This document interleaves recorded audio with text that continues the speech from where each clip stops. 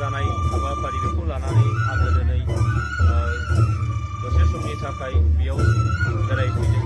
बेरायनानै जोबोद गोजोननाय मोन्दों। जा बानजाय आफादा जोबोद राफोदै सांग्राङै खामानि मावगासिनो दङ।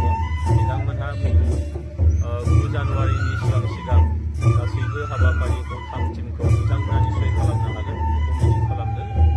आरो निस्सय जोंनि सिनस्रि आफाद बर' थुनलाइ आफादनि जाय बर'नि थांनाय थैनाय बिनि थामोनथा सिनायथि रैखाथिनि थाखाय हाबा मावबोदों।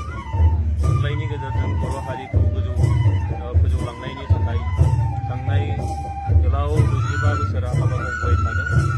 दा बेयाव बे आफादनि नैबे 25थि जथुम्माया जोबोद मोजाङै जोबोद गाहामै खुंफुंजाथों, जेरैबो बिथिंनिफ्राय जाफुंसारथों बेखौ आं मिजिं खालामदों। बानजाय आफादा नारानाथार बिथांमोना नाजाबाय थादों। निस्सय बेयाव जिथु चिफ मिनिस्टार आसाम बिथाङा फैगोन, जोंनि दैदेनगिरिफ्राबो फैगोन। बेजों बर' हारिनि थामोनथा सिनायथि रैखाथि, बर' थुनलाइनि गोजौ जौगासारनाय, हारिनि थामोनथाया गोजौआव दावखोलांनाय, सोदोमस्रिया गोजौआव गाखोलांनायाव मदद निस्सय खालामगोन आङो मिजिं खालामबाय।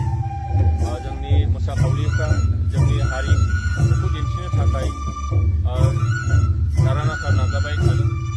भलन्टियार्सफोर मार्च पास्टनि बेयाव साखाफारा जागासिनो दं। बिथांमोना जोबोद मोजाङै निस्सय दिन्थिफुंनो हागोन।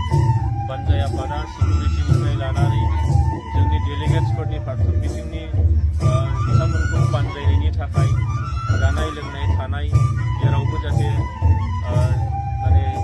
जेबो खमि जाया, खहा जाया बेखौ बिथांमोना नोजोर होबाय थादों।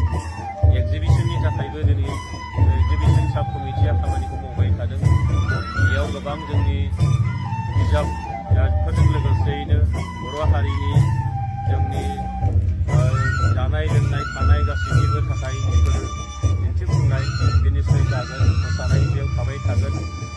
नैबे जथुम्मानि गेजेरजों माखासे सेमिनार लादों। बे सेमिनारनि गेजेरजोंबो हारिनि राव थुनलाइया गोजोर आरो राफोद जानायनि